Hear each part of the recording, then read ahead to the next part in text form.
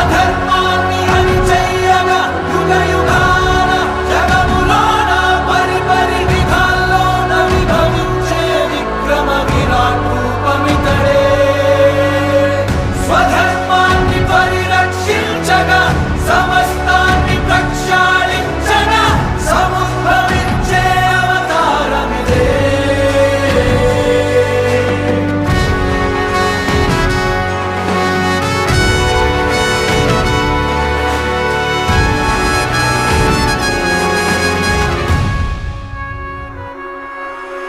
లీనమై విదపకూర్మమై తనువరా